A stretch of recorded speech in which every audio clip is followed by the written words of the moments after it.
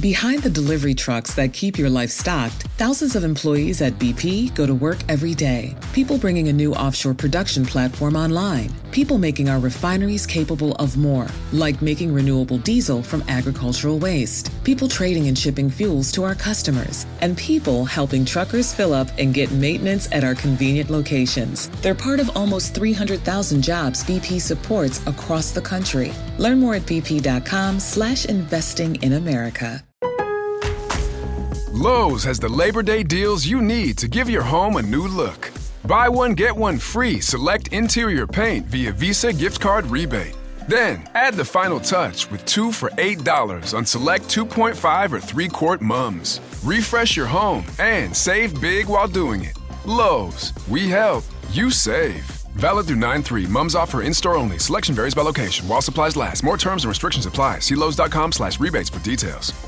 Something Was Wrong is intended for mature audiences. Episodes discuss topics that can be upsetting, such as emotional, physical, and sexual violence, suicide, and murder. If you're in need of support, please visit somethingwaswrong.com/resources for a list of nonprofit organizations that can help. I'm not a therapist or a doctor. Most names have been changed for anonymity purposes. Opinions expressed by guests on the show are their own and do not necessarily represent my views. Resources and source material are linked in the episode notes. Thank you so much for listening.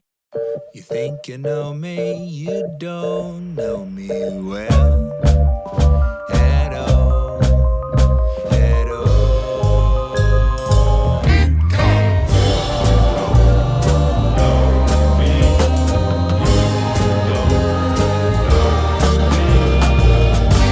Don't know anybody till you talk to someone. In July of 2008, I got a text from him saying that he had to go up to the high school and talk to our principal because something was up. I had friends that knew he was texting me all the time because, again, I did not realize this was a hard boundary. I figured the licensed teacher would know the boundaries, and if he were the one initiating all of the conversation, it must be okay. He said everything was okay after that meeting because he had another teacher come in and back him up. This teacher had students babysit his kids, and Mr. Smith made it seem like all I was doing was helping with his dog. That teacher defended him. However, that teacher was not treating students the way Mr. Smith was treating me. We continued to text and see each other, and someone tipped off our school again. He got in trouble this time, but administration acted as if it had never happened, swept under the rug. I was never asked if I was okay or if I needed anything. They only cared about their status and reputation as a school. Mr. Smith started making me feel like everything was 100% my fault, and I should feel guilty about talking to him so much. He told me to delete every single message, email, and text, but I should be prepared to defend myself. I wholeheartedly believed him and thought it was all my fault, even though he continued to email me on an old email telling me how sad he was and how much he still loved me. To this day, I still don't know who did that, but I was not private about him texting me. I was private about what the text said, but I wasn't holding it back. So my close friends knew, and there was one time where I went to a driving range, and I went with a friend because I didn't want to be with him by myself, and I knew he was going to be there. He was teaching me how to swing, and he put his arms around me, and I could not believe that. I have never golfed since. That friend saw it happen. So I don't know if it was her. I don't know if it was my friends or they told their parents. I truly have no idea who did it. I wrote our administration a long letter taking blame for it all. I thought it was all my fault because he did not give me a choice in the situation, even though I was the minor. That's when rumors started. He knew he would not have a problem with the rumors because, like I said before, he had a great reputation and was very well liked. Why would they ever blame him? He did not care one bit that I took the blame. I was not the professional with the moral obligation to stay away from relationships with students. I was not the professional who went through specific training to understand boundaries and what is against the law. I was not the married adult trying to have a relationship with an underage girl. He never, ever said sorry. He loved that I took the blame because it kept him on his pedestal. He did not have the maturity or the dignity to take ownership of his unforgivable actions. There were rumors going around as I started my junior year in high school that we were having sex in a relationship, which was so far from the truth. We never did anything sexual because I was visibly scared. He would say he couldn't wait for me to be 18, and he kissed me on the forehead, for now. The rumors were endless, and students would even say things to my face, especially the older athletes who were around him all the time at practices. People didn't understand the predator that he was and the massive hold he had over me. He was such a loved teacher. So many people wanted him for their classes. Of course, it was easy for others to be like, there's no way he would do that. He would tell people that I was the one who would text him all of my problems, and it was all my fault, when in reality, he would be extremely upset when I did not reciprocate his love. He was the one who would get mad when I didn't answer his text right away. He was the one who would constantly reach out and email me even after he got in trouble. He was the one who would summon me over to his house when his wife was out of town, even after he got in trouble. He was the one who said he wanted to divorce his wife, and he was the one who lied to administration. I was not in a place where I could ever say no because I was so scared of what he would say or do. All the while, students still loved him. He did make me feel so loved. He knew exactly the right words to say to fall into his trap because he knew he had that power over me. It scares me to think of what would have happened had I been 18 and not underage. Now looking back, I see how clear his intentions were: to prey on an innocent, naive, young female. I became deeply depressed, hated my life from all of these rumors, and I still had 2 years of high school left. I had to start seeing a therapist regularly and was diagnosed with depression and obsessive compulsion disorder, leading to a form of anorexia. He was so in control of my life that my brain was reacting in a way where it needed to control something. So the obsessive compulsive thoughts and actions began. Some examples were having to walk around the bathroom 17 times, which was now my age, until I was allowed to leave the bathroom. I had to turn my bedroom lights on and off 17 times as well. Everything in my room had to look a certain way. After everyone went to bed, I would spend hours fixing everything downstairs. Then it became about more than just these rituals. I would open the pantry, being so hungry, but my brain would say that if I eat anything, my mom would die in a plane crash on the way to her business trip. That continued anytime I wanted to eat, for weeks. My mind would always turn it into something morbid, like my loved ones dying in horrific ways. I wanted to die. I wanted to turn my car into oncoming traffic because somehow I thought that was the only solution. With therapy and treatment, this was able to be controlled to an extent. However, I'm still on the same treatment 15 years later. For the rest of high school, it was all avoidance. Sometimes we would say hi to each other, but for the most part, we kept our distance. I was still an athlete, so many times I could not escape him. And soccer was my life. I played soccer year-round, indoor, outdoor, school, and club.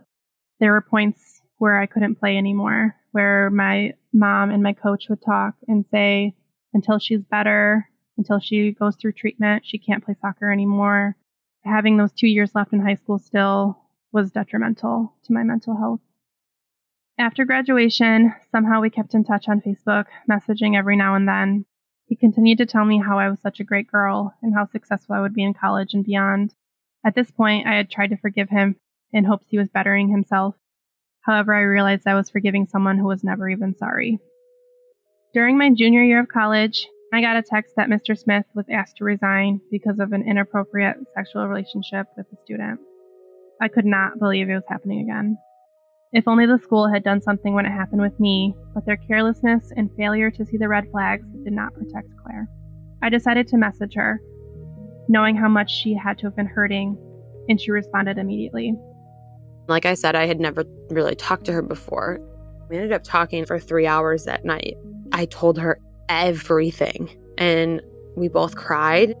I will never forget that she apologized, which is like insane. She was like, I'm sorry that I didn't stop him because ultimately he got what he wanted from you. I remember hearing that and thinking, maybe this isn't my fault.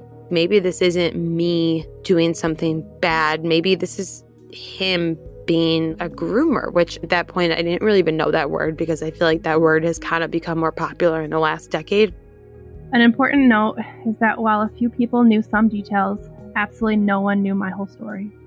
Once I was shut down by my school's administration, I felt so small, with no voice. The amount of guilt I felt when I found out he did it to someone else was something I had never felt.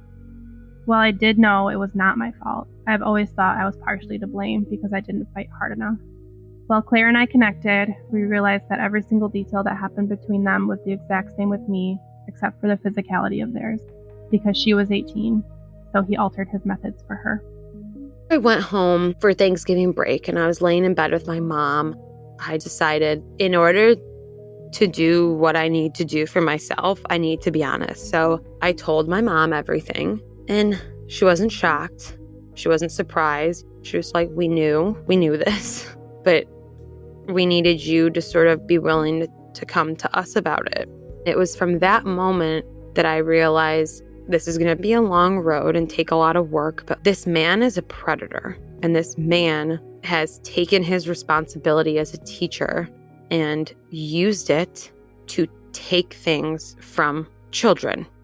He got what he wanted from me, and it's very scary to me that he was able to do that. That's frightening. If he can do that to me, if he can convince me and sort of brainwash me to think that what I was doing was okay, there must be other girls. This is not normal. That was definitely the turning point where I was like, I'm willing to talk about this. I'm willing to do something about this.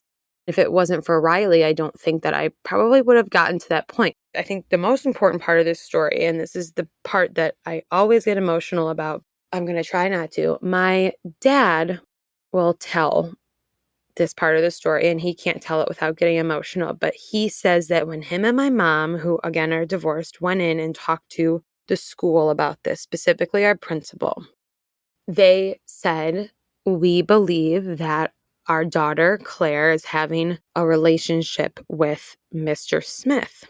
And my dad says that our principal put her fist down on her desk and shook her head and said the words, "He's done it again."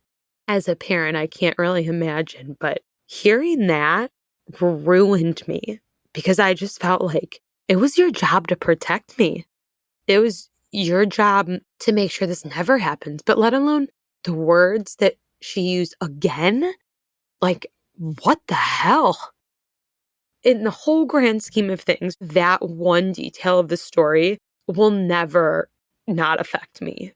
10 years down the road, I've done a lot of work and I've learned a lot. In a way, I'm glad this did happen to me because I am really proud of how strong I am. But the fact that she said he's done it again baffles me because that's admitting you're accountable and being aware of this person's potential and being aware of what this person has the possibility of doing. And you didn't protect me. You let it happen again. So that was really hard for me. I think this has given me a good opportunity to learn a lot about myself. Riley, who's now become a really important part of my life. I think ultimately that was a turning point where I decided I want to do something about this. And I'm happy that that was where my mindset shifted. Riley and I talked about sort of how we wanted to approach this, what we wanted to do. I think having each other gave us a lot more confidence than we would have had on our own. That was when we decided to do something about it. I told my mom about it all, and she was full force on my side with going after him. We wrote letters to administration, letters to his wife, and letters to him directly. And say, we found each other. We know what you did to both of us. Even though our stories are different, you're the same gross, manipulative predator. It's disgusting, all these similarities and the same things that you would say and the way that you'd say them. It's truly repulsive. You should be mortified that we found each other and sort of like jokes on you, but not that lighthearted. So we both wrote him these really long letters. Both of ours had their own unique tones. Personally, I was like, this will not define me. You may have tricked me. You may have gotten what you wanted from me, but I see exactly who you are. I see what you did, who you did it to, how you did it. You have a sick problem. You never should have been a teacher. You should not have a family. You should not have one ounce of positivity in your life because you abuse people. You take their trust and their vulnerability and you manipulate it. I wanted him to know that what he took from me wasn't something that I was proud of, but I just wanted him to know that I saw who he really is and what he was doing. I didn't even really think that it would resonate with him. I wanted to embarrass him because even in that short period of time, my sadness had really shifted to anger. You took something from me. You took that special experience, but also you took this time in my life. I was supposed to be enjoying the first few weeks of college. That has been ruined for me. You've put me in such a dark, dark, dark place, and that's not me. And I can't have you put me in that place any longer. So we wrote him these notes, and my dad, to this day, I don't know how my dad had the restraint that he did, because as I think about having my own kids, I don't even want to think about what I would do if someone did this to my child. But my dad drove Riley and I to his place of work. It was actually the day before my birthday. It was over winter break, and I had come home back to my parents' house, back to where I went to high school, and so did Claire. At this point, her parents were also very involved. I'm not sure where that information came from, but somehow we knew exactly where he was working. So we drove to that store and saw his car in the parking lot, so we knew he was there.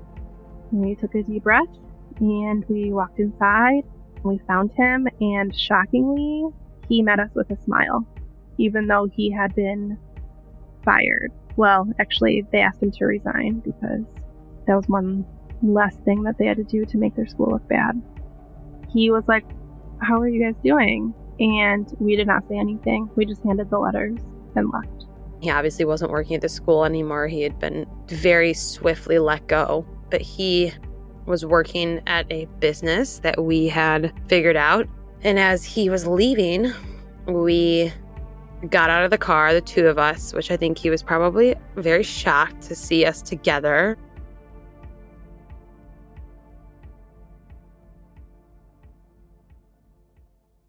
When you think about businesses that are selling through the roof, Allbirds or Skims, sure, you think about a great product, a cool brand, and brilliant marketing. But an often overlooked secret is actually the businesses behind the business, making selling, and for the shoppers buying, simple.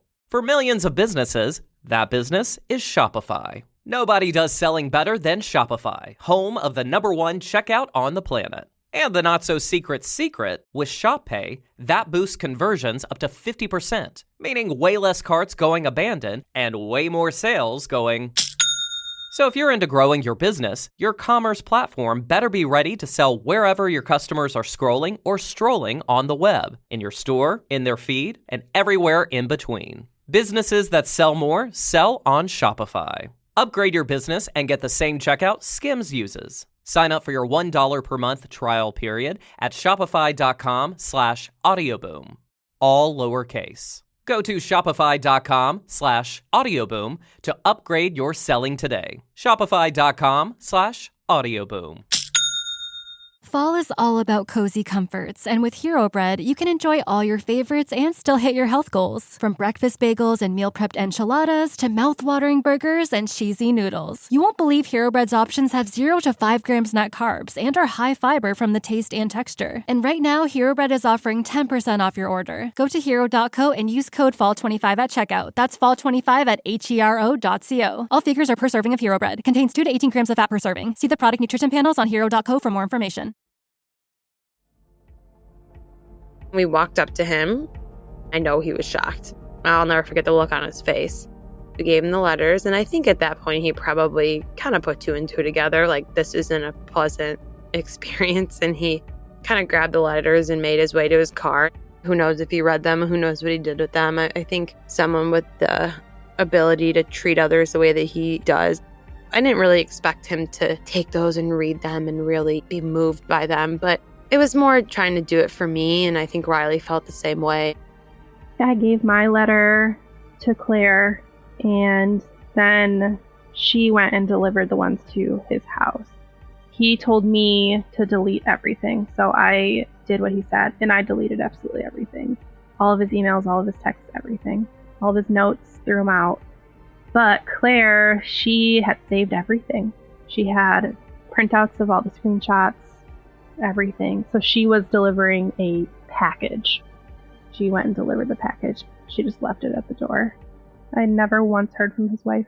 I put my email, I put my phone number, I said, if you ever want to talk to me about anything, I'll tell you everything. But she never reached out to me. They were still married for a couple more years after that. They didn't get divorced until after it happened at his next job. Another inappropriate thing happened at his next job. I think that was the last straw. And then from that moment, we went and we sat with the school and we talked to the school district, the HR, I think their lawyers. And we were very honest. We laid everything on the table. We both wrote these really lengthy statements, these long timelines. Riley and I sat with some of the school district higher ups saying, like, this man should never teach again. He should not be around kids. He should not have the opportunity to do this to anyone else. And I am happy if I'm the one that it ended with, even though it has been a terrible, terrible experience.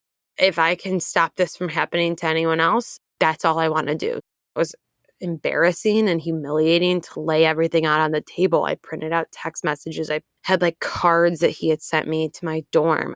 That was humiliating. And that was part of me trying to come to terms with the fact that, like, this isn't something that I should be embarrassed of. This is something that only he should be embarrassed of. I did not do this to myself. He did this to me, and he knew exactly what he was doing, because I will bet everything I own that Riley wasn't the first. I hope to think I'm the last, because we ultimately got his teaching license taken away after a few years, but I'm sure there were other girls that had similar experiences. Maybe they weren't similar to Riley's, but I'm sure there were other girls that felt a certain way by him or because of him. I'm really proud of what we did, because it was not easy. And obviously, 10 years later, I'm still working on this. 10 years later, I have so many other things in my life. And this still comes up when I talk to my therapist, and it probably will forever. My now husband, on my very, very first date with him, I told him about this because I thought, this is a huge part of my life. I can't be with someone that doesn't know this, let alone kind of understands that this will probably affect me in some different ways as I get older. And on our very first date, I told him about this. I think it was probably a lot to tell someone on a first date. It worked out because we're married, but I do know that 10 years ago when I started talking about this, I knew that this is going to affect me in a lot of different ways throughout my life, in ways I don't even know yet and I'm unfamiliar with. I think it was like such an important time in my life when Riley and I decided to not only just stop him, but I think a lot of it was like trying to show the school, look what happened under your watch. There's a lot of nitty gritty stuff, but I eventually went and talked to some detectives and the state's attorney in my hometown with my parents, and they really dove deep into it. Not that I wanted to have anything legal come of it, because I was 18, but they did some digging on their own, and they did find that there was written documentation of him having meetings about this at the school and having some light disciplinary action. There was written notes of meetings that he had being reprimanded for this with other students. Obviously, it didn't work. It wasn't enough discipline, because look where we are. But I hope that we potentially stopped it from happening to someone else, because I think I'm pretty strong, but there were moments that I didn't think that I would be able to push through this. And I didn't think that I wanted to keep trying to make myself push through this.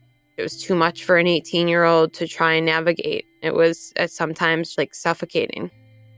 I don't want to say like I'm so glad this happened, but in a way I am glad this happened.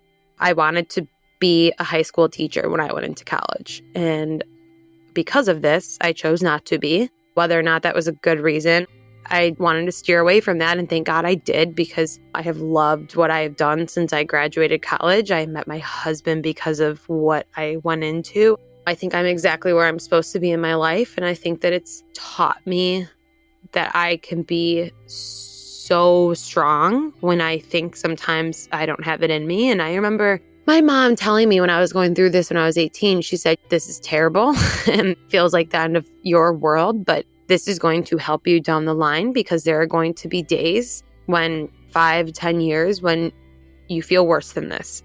If I got through that, I can get through anything. Even in the last year, I went through a really big life change, and it was probably the hardest time I've gone through since then. And I remember thinking, if I got through that, I can get through this. Obviously, it's different, but I've surprised myself before. I can do it again. This is an issue now that I realize is happening more and more. And whether it's always been happening and now people are just talking about it more. I remember probably like 4 or 5 years ago, the biggest newspaper in the big city I live in published this bombshell article. It was very long, and it was about the public school system in this big city and how there is a huge issue with administrators, teachers sexually abusing students, and whether it's consensual or not. I just remember sitting at my desk at work. I was reading it and I was crying, and I thought, this is outrageous. In one city, in one school system. I don't know if people don't talk about this, or I understand why kids don't talk about it, because it's scary and it's humiliating and it's 1,000 different things. But I remember reading that article and being like, this has to be talked about more. This has to be done. This has to change, because schools are somewhere that you send your children, your cousins, your siblings to be safe, to learn, but also to be safe. Right now, one of the biggest issues in our country is safety in schools, obviously for a different reason. And that's something that is constantly being debated and talked about. But there's a lot of ways that students cannot be safe in schools. I'm not trying to compare apples to oranges, but I felt like my safety was compromised at school in a way that will affect me for the rest of my life. When Riley reached out to me and told me that this was an opportunity, obviously it's a little scary. It's anxiety provoking. Of course, I worry like what people will think when they hear this, because I think if I was listening to this, I could have thought, oh my God, why did she do this? Why did she do that? Why didn't she see this that way? I also think it's really important to talk about, because I think this is an issue that happens a lot, even if some people don't realize it's happening. Like, I didn't really even realize it was happening. I think maybe if I had heard someone talk about this, I could have picked up on different red flags. Maybe I wouldn't have. I don't know. But I think that maybe this could help someone realize something might be wrong. Or I just think that this is an issue that is kind of hard to talk about for a lot of reasons. If I could be one of those people that's showing that even though it's really hard to talk about, I've learned to do it, and you can too, or at least listen to somebody if they want to talk about it, because it takes a lot to talk about. I feel like it's my duty to take what I learned and put it out there in the world, and maybe it will help someone, maybe it won't, but at least I can try. Even though I want to think this doesn't define me, it doesn't really define the majority of me, but it has shaped who I am as a person. And I don't want to give him that credit, because he doesn't deserve anything, let alone any credit towards who I am as a person, because I'm really proud of who I am. But like, I am grateful that this did happen to me, because it's given me the opportunity to become the person that I am very proud of. I've also learned that people's abuse or violations, everything looks different. This has changed the way that I view the world and my superiors. I've had bosses, professors, and clinical instructors who were men, and I'd be so guarded and uneasy around them, knowing full well that they were not like him. I was scared of being alone with other men and that I would misunderstand intentions. It has affected my performance in work and school when any kind of adult male was involved. That is something I continue to struggle with. I also continue to struggle with receiving any kind of compliment, because I have a hard time identifying the intent and hearing so many compliments from him all the time, knowing that while he probably meant them, he didn't really mean them in the right way. So now when I get complimented, I get really uncomfortable. I'm sharing my story to encourage increased advocacy for the safety of students in our schools from predators, because this is constantly happening everywhere. Schools are failing to protect their student bodies in hopes to keep their positive reputations. Educators who betray the trust placed in them by victimizing children should never be employed in schools again. Safety, security, and well-being of its students should always be a school's #1 priority. If a 16-year-old girl comes to you taking blame for a teacher talking to her too much, it is imperative you see that as a red flag. and intervene immediately, not sweep it under the rug. I want to reiterate that not all relationships between teachers and students are bad. Some have a genuine care for your future and overall well-being. The difference is someone who cares about you and someone else who makes you think that they are the only ones who care about you. And over time, you start to believe that, just like I had. If you're a teacher listening, please always think about the types of relationships you have with your students. Question yourself on if you are crossing boundaries or not. If you think that what you're doing is probably not right, then follow that instinct and don't take that chance. If you're a parent, always, always, always have hard conversations with your kids. Make them understand the boundaries between teachers and students, because sometimes, like in my case, the teacher does not care about their moral obligation to be a positive influence, and I wish more than anything that I had known. If you're a student and this has happened to you and you're too scared to tell anyone, I promise keeping it all inside will only cause more damage. If you don't trust your administration, go above them to your school board. That is what we had to do and was the only way to make things right. This happened to me in 2008.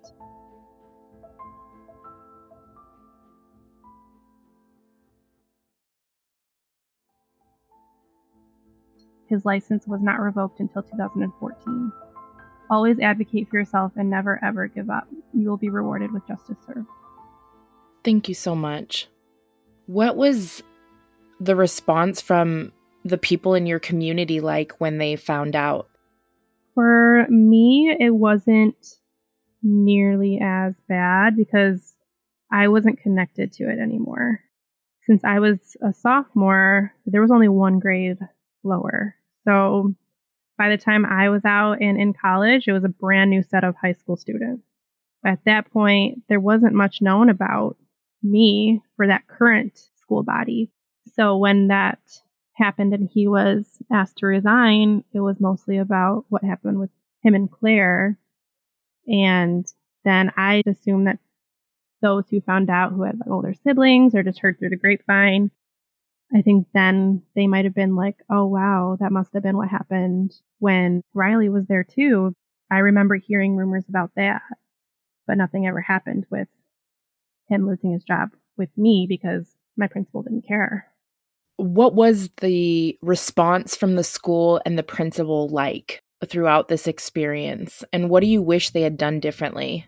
When I wrote that letter taking all the blame, I gave it to her and nothing was ever said back to me.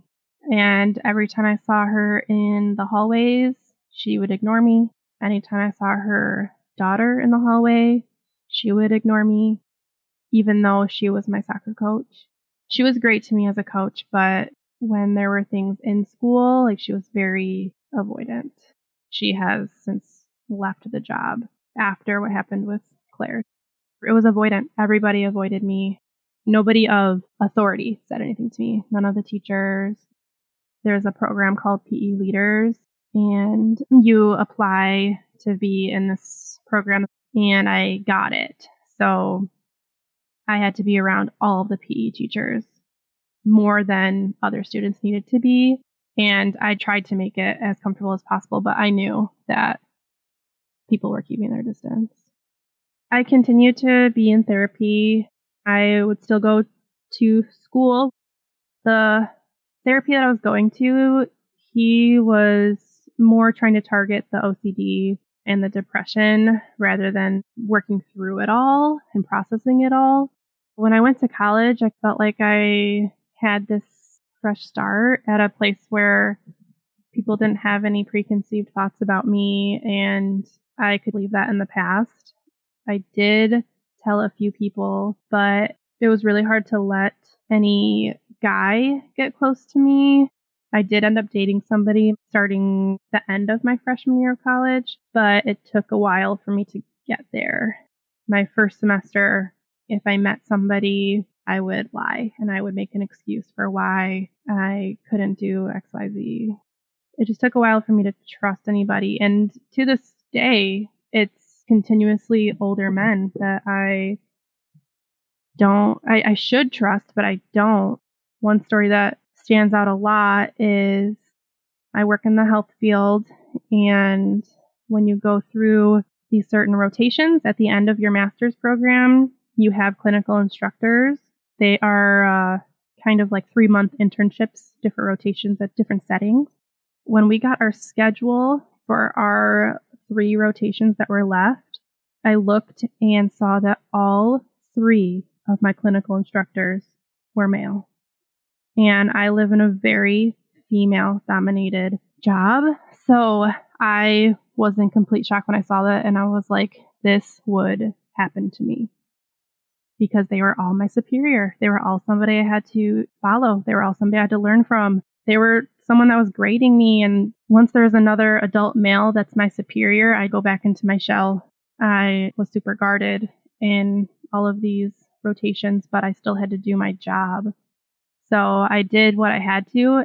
I was very strict with my boundary, and I feel really bad because I may have come off cold at some times because something they said scared me, or in my head I was like, don't talk to him anymore. This conversation has gone too long.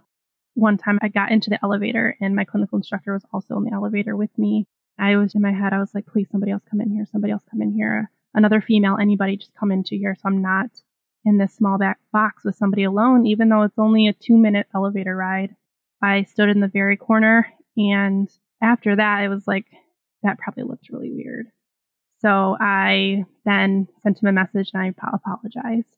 I didn't really tell him anything detailed. I just said that there was something that I've gone through in the past that makes me guarded in those situations and that I was sorry if I came off unprofessional. And thankfully, he received that very, very well. I think that was a turning point where I was like, not everybody is out to do that to me. Now I do have a boss that is male and I don't feel uncomfortable around him. I think I'm making progress on it at this point. That's wonderful. I think that's so true in a lot of recovery from trauma and these sorts of events is the healing that we kind of give ourselves and also the healing that we can get through healthy, positive relationships after abusive relationships. It helps us rebuild. Yeah. And now that I think about it, like I'm 30 years old right now. So he was 28 when he did this to me and 30 when he did this to Claire. And I'm thinking I am the same age that he was when he was doing this. I just can't imagine ever being in the mindset where you think something like that would be okay. And to think that I'm the age now that he was. Having a son now, and he had a son, to think that he would willingly risk everything to do something like that. Risk seeing his son, risk being with his family, take time away from his family to prey on young women. Just beyond me. What do you wish that people understood about obsessive compulsive disorder? One, that it was stopped being used as something to joke about. I don't really say this to anybody when they say something specific. If they say, oh, I like my house clean because I'm OCD, when they don't actually have that diagnosis, I don't even bother correcting them or saying, like, you shouldn't do that. But in my head, I'm like, you really have no idea. That kind of control over your brain is out of body. And if I were at home and I was supposed to be somewhere like at 7 o'clock, I'd probably show up at 8 because as I was leaving the house, I saw all these things that my brain was like, nope, got to turn that. Nope, that's not facing forward. Nope. Like it took over my life, like completely took over my life to the point where my coach had to talk to my mom and say, she's not okay to be playing soccer right now, like not in the right mind to do it. There was talk about me going into an inpatient program. Once I heard those words, I was like, oh my gosh, I'll just do therapy, like do whatever for me to be able to not have to go to that. Because then I don't want him to win. I don't want him to be like, oh, she had to go to rehab because of me. Another thing that he could say, like, what a stupid young girl to let that happen to her. It was the scariest time of my entire life because every single time when I had the rituals of anything with my age, if I was pressing a button, I had to do everything my age. Anything like that, turning off a light, on a light. If I was typing and I spelled a word wrong, I'd have to delete the entire paragraph and start over. It was a time where I didn't feel, I just wasn't me. This mental illness taking over, and that was the time where I was like, I can't live like this anymore. I was scared that if something that I fixed just, like, if I had to turn something around, like if my water bottle wasn't facing forward and I didn't do it the correct way, then I was just waiting for something bad to happen. Like, I would get a call that something happened to my family or something would happen to me. So I was just convinced that everything I did was wrong and something bad was always going to happen because of it.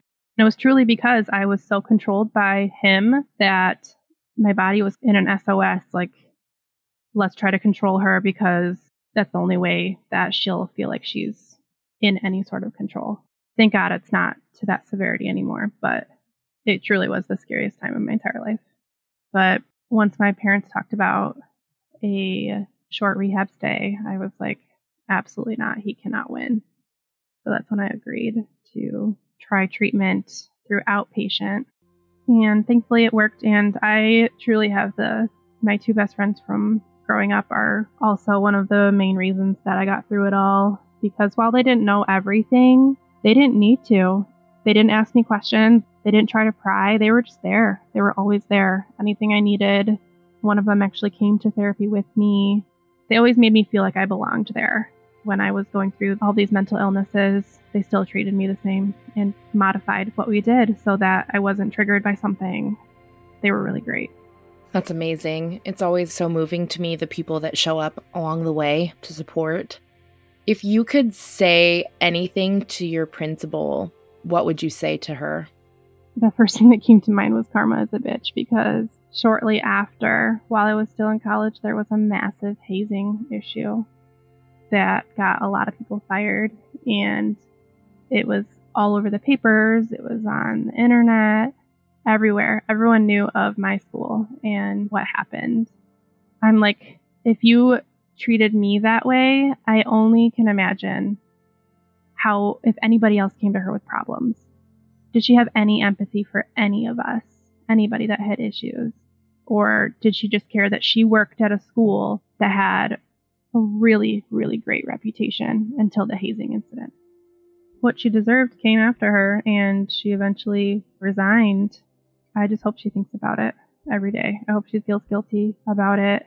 And I want to know why. I want to know why she thought that protecting a male teacher from a 16-year-old, like in my eyes, if I'm looking at this from an outside perspective, I would always see the child as innocent and have more questions for the adult and think about the obligations that he said he would follow with being a teacher of students and so many underage females. And I would question her integrity, question her motives. And I want to know what she thought when I gave her that letter. Did she feel bad that she needed to do something else? Or did she truly just think like, oh, this isn't a big deal. I believe what he's saying. Like, I don't know, because she never responded.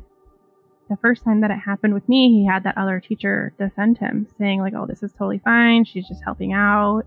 But he didn't know, and she didn't know. So I don't know. I would just say I think she got what she deserved.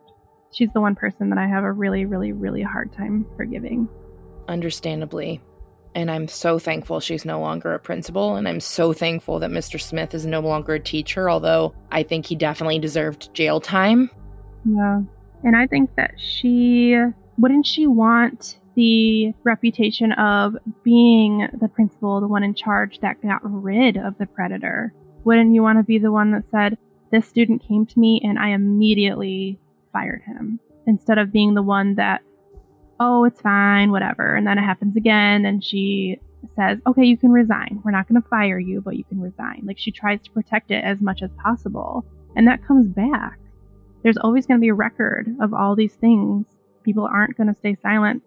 I just feel like if it were me, I'd rather be 100 million times the person that protected my school. Like, I don't care about reputation. I want people to know that I'm here to protect the children of this school, not enable. Knowing that this guy could be a predator, even though he's lying to me. 100%. Thank you again so much for sharing your story and being so brave and putting so much thought into it as well. As I said earlier, I'm incredibly sorry that you experienced this. Yes, thank you.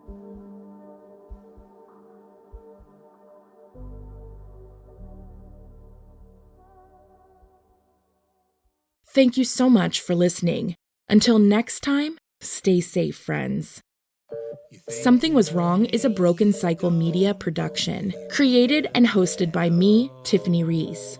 If you'd like to support the show further, you can share episodes with your loved ones, leave a positive review, or follow Something Was Wrong on Instagram at Something Was Wrong Podcast. Our theme song was composed by Glad Rags.